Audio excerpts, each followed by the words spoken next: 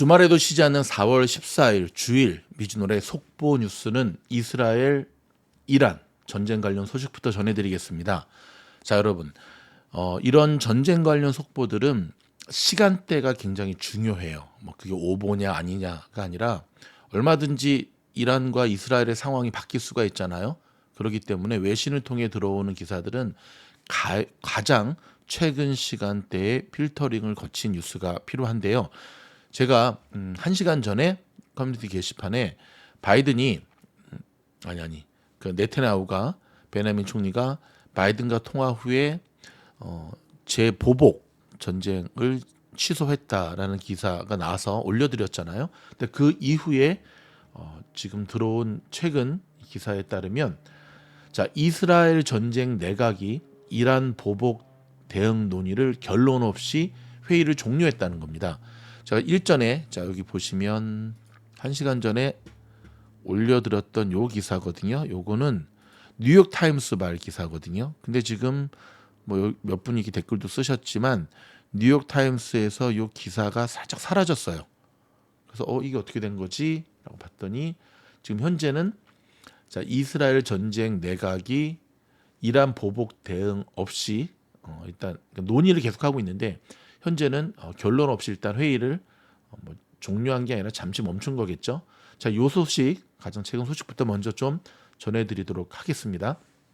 그리고 뉴스 중에라도 지금 저희 스태프들이 계속해서 지금 검색을 하고 있으니까 새로운 소식이 전달이 되면 뉴스 중이라도 다시 한번 업데이트 해드리겠습니다. 자, 이스라엘 전쟁 내각은 이란의 공습을 어떻게 대응할지 논의했지만 끝내 결론을 내리지 못하고 회의를 종료한 것으로 보도가 되고 있습니다. CNN에 따르면 이스라엘의 한 관리는 자, 이스라엘 전쟁 내각이 수시간 동안 이란의 공격에 어떻게 대응할지에 대해 논의했지만 결론을 내리지 못한 채 회의가 종료됐다고 밝혔습니다. 이날 전쟁 내각은 이란의 공습에 대응하기로 결정했지만 시기와 규모를 결정하지 못했다고 해당 관리는 덧붙였는데요. 같은 날 미국의 고위급 당국자는 이스라엘 관리를 인용해서 이스라엘이 이란과 분쟁을 크게 확대할 생각이 없다고 전했습니다. 미국의 당국자는 이스라엘은 이란과의 심각한 확전을 바라지 않는다는 점을 분명히 밝힌 것 같다면서 이스라엘이 원하는 것은 확전이 아니다. 그들은 스스로를 보호하고 방어하려는 것뿐이라고 했습니다. 앞서 이란은 이스라엘에 대한 보복을 예고한 지 2주 만인 이날 대규모 공습을 펼쳤죠. 공습은 이달 1일 이스라엘이 시리아 주재 이란 공간을 공습해 이란 사령관 등 13명이 숨진됐다는 것인데요. 이에 이란은 이스라엘을 향해 순항 미사일과 드론 수백 기를 발사했고 이 과정에서 친이란 세력인 헤즈볼라와 예멘 후티 반군도 공격에 가사했습니다. 이란이 발사한 탄도 순항 미사일과 무인기는 300개가 넘는 것으로 전해졌고요. 초기에는 100개였다가 200개였다가 300개로 자, 이날 베니 간츠 이스라엘 전쟁 내각 장관은 이스라엘은 적합한 방식과 시간에 이란으로부터 정확한 대가를 치르게 할 것이라고 말했습니다. 자, 일단은 통화는 한 것은 맞는 것 같고요. 그렇죠? 제가 봤을 때는 이 회의 중에 진행되는 회의 중에 네타냐후가 바이든과 통화를 한 것으로 보이고 지금 한 가지 이해관계는 맞아 떨어지고 있죠. 뭐냐면 바이든도 그렇고 이란도 그렇고 확전되기를 원치 않는다는 거죠. 확전되기를 원치 않는 건데 이제 저 이스라엘 내각은 보복은 해야 된다. 이는 이로 눈은 눈으로 우리 본토 때렸으니까 우리도 가야 된다. 근데 이제 바이든이 여기에 대해서 분명히 이야기했죠. 보복 공격에 대해서는 미국은 너희들을 도와주지 않을 거다. 왜냐하면 이거 확전되면 바이든 재선 끝장나잖아요. 자, 미국의 도움 없이 이스라엘 혼자 단독으로 하기에는 지금 쉽지 않은 상황이죠. 그렇죠. 그나마 이스라엘이 전 세계 왕따에서 조금 버틸 수 있는 것이 미국이 쉴드를 좀 쳐주기 때문인데 이 미국마저 이스라엘을 버리게 되면 쉽지 않죠. 그리고 이란도 분명히 얘기를 했죠. 더 이상 이제 공격 안 할 거다. 제가 미주노에서 분명히 짚었죠. 이거는 대응 사격의 개념으로서 이란은 이스라엘을 공격할 수밖에 없다. 하지만 단기전에서 끝날 거지. 이게 확대되는 거를 이란 상황이 지금 이스라엘과 크게 전쟁을 할 수 있는 상황이 아니에요, 여러분. 이 부분에 대한 건 저희가 별도 영상을 좀 준비하고 있으니까 다시 한번 올려드리도록 하겠고요. 또 하나 이번 공격을 통해서 한 가지 밝혀진 사실은 이란의 미사일이 상당히 정교해졌다고 합니다. 이란의 그 꼬봉이들이 있잖아요, 그렇죠? 이란의 꼬봉이들이 쐈던 무기는 옛날 버전이고 이번에 이스라엘을 향해서 날린 미사일과 드론이 보면 상당히 정교해진 것에 대해서 지금 미국도 깜짝 놀랐다고 합니다. 자, 어찌됐든 지금 이란과 이스라엘의 이 사건 때문에 쉬는 이 휴일에도 지금 G7이 모여가지고 지금 계속해서 회의를 하고 있고요. 국제사회가 이란 이스라엘 충돌에 지금 긴박하게 지금 대응하고 있는데 하나가 차는 얘기는 그만 싸워라. 둘 다 그러니까 이스라엘과 이란을 향해서 그만해. 왜냐하면 지금 상황에서는 더 커지면 좋아할 수 있는 이들은 아무도 없거든요. 근데 지금 네타냐후는 지금 바이든한테 계속 쪼르고 있는 거겠죠. 그렇죠? 우리가 그럼 그만하면 너네 뭐 해줄래? 미국 너한테 우리한테 뭐 해줄래? 뭐 우리 정권 유지할 수 있도록 해줄래?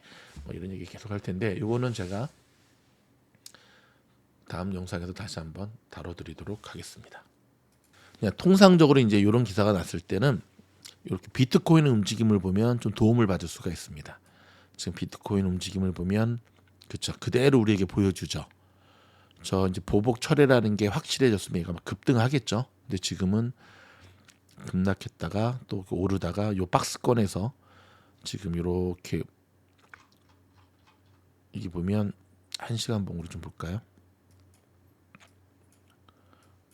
지금 저 홍콩 쪽에 ETF 승인 앞두고 계속 잘 가고 있었는데 빵빵빵 떨어졌던 게 이제 그 사건이 터지고 나잖아요. 근데 아직까지 이 상승을 회복하지 못하고 있잖아요, 비트코인이.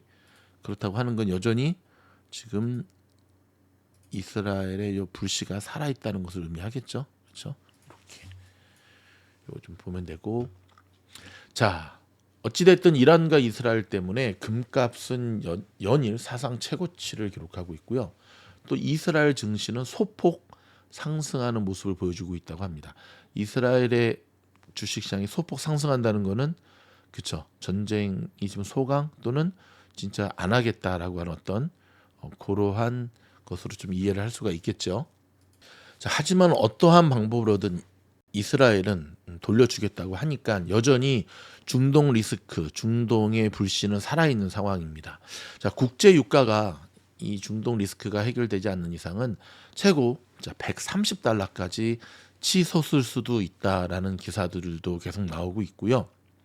원자재 가격, 뭐 유가뿐만 아니라 금, 그다음에 천연가스, 뭐 다 지금 그래서 이 원재재 상승에 결국은 인플레이션의 공포가 다시금 고개를 쳐들고 있습니다. 안 그래도 지금 살오는 판을 겪고 있었는데 더더욱 미국의 금리 인하가 늦춰진다라고 하는 기사도 계속 나오고 있거든요.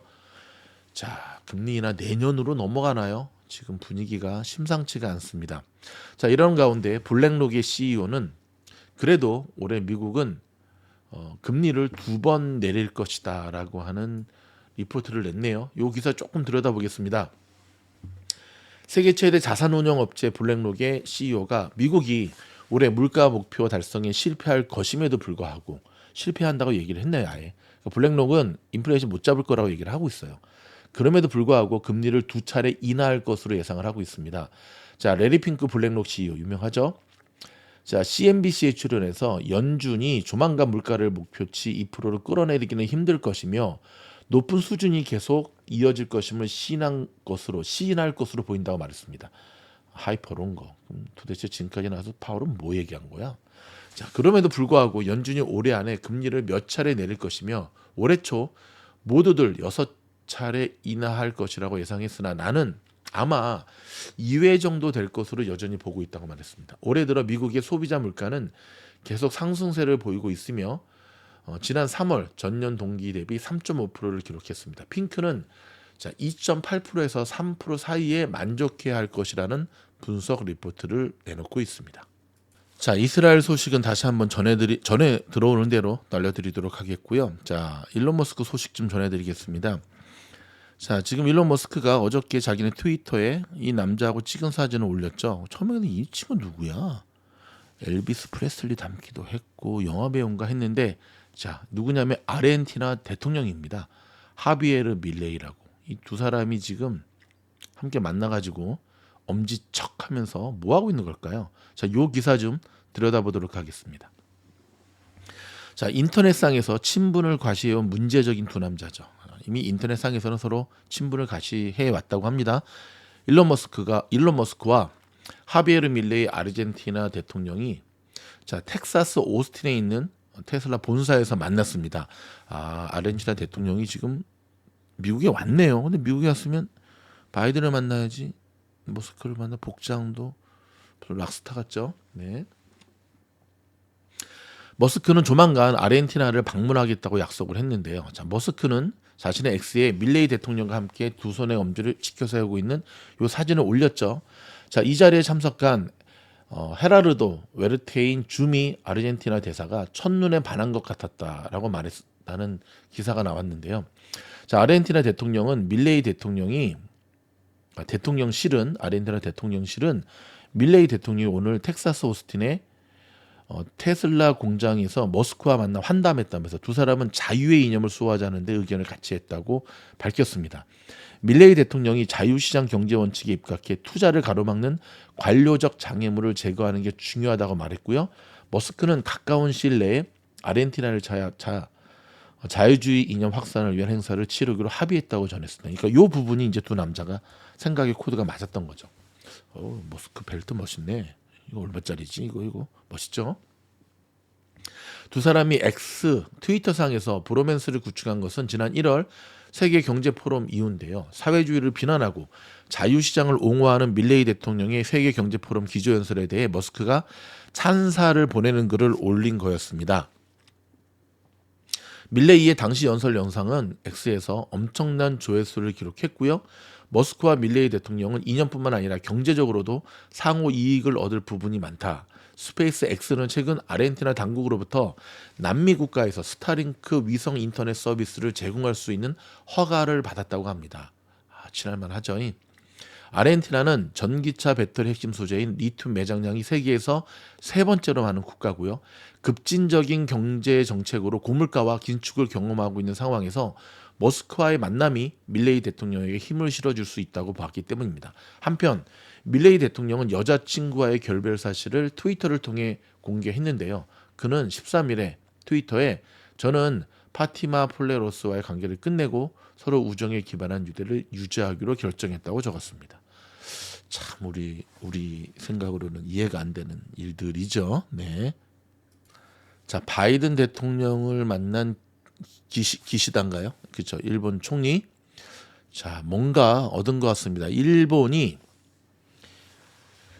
반독점, 구글, 애플 때리기에 나섰습니다. 30%까지 과징금을 물리겠다는 기사가 나왔는데요. 요거 한번 좀 들여다보겠습니다. 구글이나 애플 같은 글로벌 기업들이 일본 스마트폰 시장에서 반공정 행위를 벌일 경우 매출액의 최대 30%를 과징금으로 낼 수 있다는 법안 마련이 추진되고 있다고 합니다.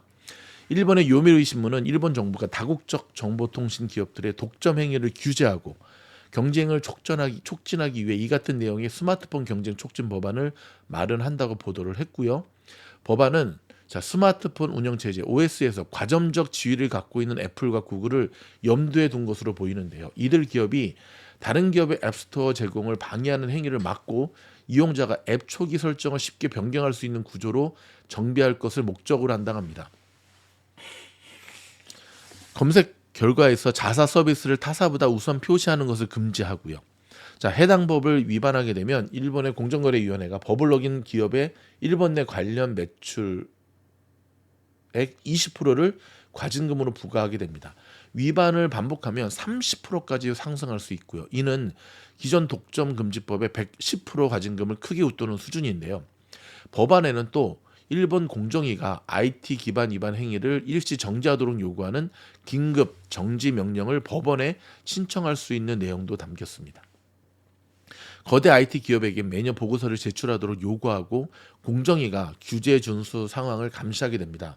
일본의 정부는 구글과 애플이 스마트폰 OS 시장에서 사실상 독점적 지위를 누려왔다고 보고 있습니다. 누려온 건 맞죠. 일본 공정위는 앞서 지난 2월 공개한 보고서를 통해 구글, 애플이 스마트폰 OS 시장 과점을 바탕으로 일부 앱 업체에 불이익을 주는 등 독점 금지법상 문제가 될 수 있는 행위를 했다고 지적을 했고요. 요미우리는 일본 정부는 법 위반으로 글로벌 기업들이 부당하게 이익을 보는 것을 막고 규제를 준수하게 하려면 고액의 과징금을 부과하는 것이 필요하다고 판단했다고 해석을 했습니다. 유럽연합도 지난달 애플, 구글, 메타 등의 독점적 시장 지위 남용을 규제하는 디지털 시장법을 시행을 했고요. 자, 유럽연합이 이 디지털 시장법 의무사항을 위반했다고 판단한 사업자는 전 세계입니다. 연간 총 매출액의 최대 10%를 가징금으로 내야 되며 반복하면 20%까지 올릴 수 있습니다. 거의 깡패죠. 한편 일본 정부는 이달 안에 법안을 강요회의에서 결정해 국회에서 통과시킬 계획입니다. 자, 지난 주말에 저희가 올려드리는 영상이기도 한데요. 자, 테슬라의 FSD 반값 세일에 대한 소식 전해드리도록 하겠습니다. 전기차 수요 둔화로 고전하고 있는 테슬라가, 자, 일단 요거 사진 좀 치우고, 자, 바이든 비트코인의 1분봉, 자, 지금 많이 올라오고 있죠, 지금, 그렇죠? 이거 좀 보여드리면서 진행하겠습니다. 자, 전기차 수요 둔화로 고전하고 있는 테슬라가 이번엔 자사의 자율주행 소프트 FSD 구독료를 절반으로 낮췄죠. 지난해 전기차 가격 정쟁을 시작한 테슬라가 이제 소프트웨어 구독료까지 내렸는데요. 내릴 수 있는 건 뭐든 다 내려 수요를 끌어올리기로 작심한 듯 보입니다. 자, 수요 둔화에 따른 실적 충격이 예상보다 더 심각할 가능성을 시사했는데요. 테슬라는 금요일 자사의 프리미엄 운전 보조 시스템인 FSD 완전 자율주행 소프트웨어 월 구독료를 $199에서 $99로 낮춘다고 발표했습니다. 미국 내에서만 적용이 되고요. FSD 구독료 반액 세일은 의외의 행보라고 CNBC는 전했습니다. 자, 머스크가 FSD의 기능들이 추가되면서 비용이 오르면 올랐지 내릴 일은 없을 것이라고 강조해 왔기 때문인데요. 앞서 머스크는 2020년 5월 18일 지금은 X로 이름을 바꾼 트위터에 FSD 가격은 계속 오를 것이라면서 소프트웨어가 규제 당국의 승인 속에 완전한 자율주행 능력에 점점 더 가까워질 것이어서 그렇다고 밝힌 바 있습니다. 4년 전에는 그랬지만 또 상황이 바뀌니까. 그는 당시 FSD 가치는 전기차 한 대당 $100,000가 넘을 것이라고 자신을 했고요. 테슬라의 FSD는 완전 자율주행이라는 이름에 걸맞지 않게 자율주행 택시인 로보택시 같은 기능을 갖추지 못하고 있습니다. 여전히 운전자가 계속 주의를 기울여야 하는 주행 보조 수단에 불과한데요. 자, 여러분, 요거는 좀 이렇게 기자가 좀 약간 비꼬듯이 이렇게 한 거죠. 그렇죠? 이게 사실은 기술력의 문제도 있지만 이 정부 당국에서 하도 지금 태클을 거니까 지금 그렇게 하는 것도 있습니다.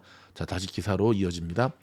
2022년에는 캘리포니아 차량부가 테슬라를 허위 광고 혐의로 제소하기도 했지요. 자, 테슬라가 FSD에서 큰 성과를 내지 못하는 가운데 경쟁사들은 테슬라를 제친 거 아니지. 자, 알파벳 산하의 웨이모는 현재 미 일부 도시에서 로보택시 서비스를 하고 있고요. 시범 서비스가 아닌 실제 상업 운영이고요. 최근에는 우버 산하의 우버 이츠와 제휴해 무인 음식 배달 분야에도 진출을 했습니다. 중국에는 디디 추싱 산하의 자율주행 부문이 광저우를 비롯해 일부 지역에서 상업 운행에 나섰습니다. 아마존 산하의 죽스와 마소 공동 창업자 빌 게이츠가 자금을 대는 웨이브는 각각 미국과 영국에서 로보택시 시범 운행을 진행 중에 있습니다. 한편 머스크는 8월 8일 로보택시를 공개하겠다고 장 마감 뒤 선언한 동안 테슬라 주가 상승을 이끈 바 있지요. 자, 제가 이 기사를 조금 필터링을 해드릴까요? 일단은 좀 테슬라를 좀 죽이려고 좀 썼네요. 그렇죠? 상당히 요쪽 관점에서 그렇게 했는데 이 기사만 읽어보면 뭐 구글의 웨이모라든지 이거는 뭐 다 된 것처럼 보이네. 그거 아니죠. 자, 여러분, 우리가 어떠한 기사나 뉴스를 볼 때는 좀 열린 자세를 볼 필요가 있어요. 근데 그거는 뉴스뿐만 아니라 영상도 마찬가지겠죠. 저희가 보통 이 전해드리는 이 소식들은 필터링을 거친 기사를 중심으로 전해드리잖아요. 그랬더니 한 3대 부류가 있는데, 첫째, 기사만 읽네. 또 비꼬는 인간들. 아니 그럼 뭐 어떡하라고 나보러. 그다음에 두 번째는 이것도 팀장 너무 팀장의 생각이 또 들어간 거 아니에요? 너무 삐딱하게 하는 거 아니에요? 제 생각이 아니라 이 기사가 이렇게 있다고요. 근데 보면은 모두를 만족시킬 수는 없지만 참 주식 못하는 게 여기에 있구나라는 게 제가 좀 느껴지는데, 그렇다고 여러분 댓글 단 사람이 주식을 못한다는 게 아니라 언제는 테슬라 들이다 까더니 요즘 왜 테슬라 펌핑이야? 아유 멍청한 자식아. 좀 있는 그대로로 보자고 제가 그렇게 얘기를 해도 말귀를 그렇게 못 알아면서 뭔 주식을 하겠다 그래. 여러분한테 하는 얘기가 아니라 그 악성 댓글로 한데. 아니 그러면 테슬라가 내려가는데 그러면 리스크 관리하고 조심하라 그래야 지금 계속 사라 그래? 다른 무슨 뭐 누구처럼? 아이고 답답해. 아이고 답답해. 아이고 답답해. 제가 요즘 댓글들을 보면은 뭐 저는 뭐 이것 때문에 뭐 멘탈이 흔들릴 그 단계는 아니죠. 초짜도 아닌데. 근데 좀 답답함을 느껴지는 사람들이 참 많아요. 지난번에 어저께죠. 테슬라 이 FSD에 대해서 이게 단기 약재인지 대형 호재인지 그냥 한번 투표해 봅시다. 그리고 제가 그때 분명히 말씀드렸죠. 다른 사람 댓글에 대해서는 터치하지 말라고. 근데도 꼭 댓글 달아서 자기랑 생각이 틀린 사람한테 니는 뭔데 뭐. 야, 참 말귀를 못 알아듣는데 어떻게 주식을 하지? 근데 왜 안 죽지 그런 개미들은? 하지 말라면 하지 마지. 여러분 왜 그러시죠? 대다수는 잘하고 계세요. 근데 와 심심한가? 심심한가 말귀를 못 알아듣는가 아니면은 그 이상한 취미가 있나? 여러분의 생각과 좀 다르면 다른 데로 그냥 지나가면 되는 거예요.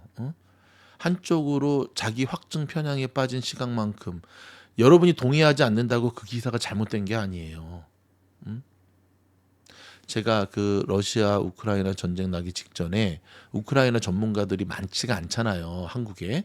근데 몇몇 분들이 유튜브 나와서 절대 러시아는 우크라이나를 침공 못합니다. 그 이유 중에 하나가 이제 봄이 다가오기 때문에 진흙 때문에 러시아 탱크가 빠지기 때문에 못한다라는 논리를 대더라고요. 근데 제가 그때 그 기사를 그분들 이제 누군지 벌써 좀 나와 중동 전문가 막 지금 유튜브 있어요. 3%에서 나와서 막 많이 했어. 근데 제가 그분들 몇 분들의 얘기를 방송을 다 들으면서 느낌이 참 중동 쪽의 전문가인지 모르겠지만 세상 돌아가는 거를 저분들이 참 모르네. 응? 저분들이 참 모르네. 아니 러시아가 뭐 탱크만 있나? 그리고 푸틴 큰 그림을 못 보네. 아니나 다를까 전쟁 났잖아요. 러시아 침공했잖아요. 왜 나와서 저렇게 자기 확증 편향에 대한 그다음부터 못 나오시더라고 그분들. 그렇게 하면 그렇다고 또 이런 분들도 있어. 제가 테슬라 이 FSD 가격 인하가 호재인지 아닌지는 시장의 상황을 보면서 시장이 이제 다음 주 월요일부터 열리는 내일이죠. 시장이 이제 결정해 줄 겁니다. 했더니 또 몇몇 사람들은 그런 말은 누구는 못해. 참 어이가 없어가지고 주식은 대응이라니까요. 응?